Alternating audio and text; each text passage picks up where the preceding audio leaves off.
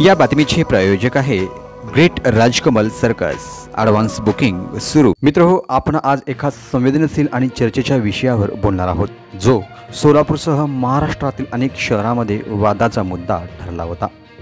दुकानामधील स्त्री पुतळ्यावर ब्रा आणि पॅन्टी घालून केले जाणारे प्रदर्शन ही व्यावसायिक गरज आहे की अश्लीलतेचा प्रसार? चला जाणून घेऊया या विषयावरील विविध दृष्टिकोन आणि कायदेशीर बाबी।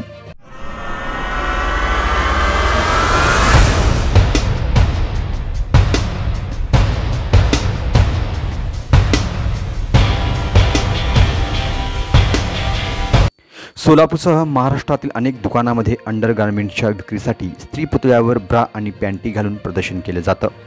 काही दुकानदार याला व्यावसायिक गरज आणि फॅशन उद्योगाचा भाग मानतात, तर काही नागरिक आणि सामाजिक कार्यकर्त्यांना यामुळे लहान मुलांवर नकारात्मक परिणाम होऊ शकतो असे वाटतं। कायदेशीरदृष्ट्या पाहिले तर सध्या भारतात असा कोणताही स्पष्ट कायदा नाही जो दुकानाच्या आत अशा पुतळ्यावर अंडरगार्मेंट्स घालण्यास बंदी घालतो। मात्र जर पुतळा फुटपाथवर किंवा सार्वजनिक रस्त्यावर ठेवला असेल तर तो अतिक्रमण मानला जाऊ शकतो आणि महानगरपालिका त्यावर कारवाई करू शकते।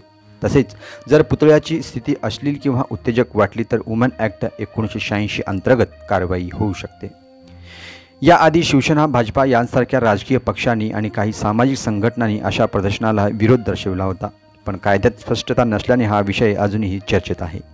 स्थानिक प्रशासन, नागरिकांच्या भावना आणि सांस्कृतिक मूल्ये यांचा यात महत्त्वाचा वाटा आहे।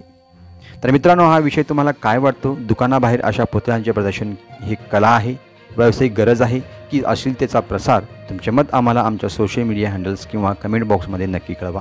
सोलापुरी कट्टा न्यूज चॅनलला सबस्क्राईब करायला विसरू नका आणि हा व्हिडिओ लाईक शेअर करा।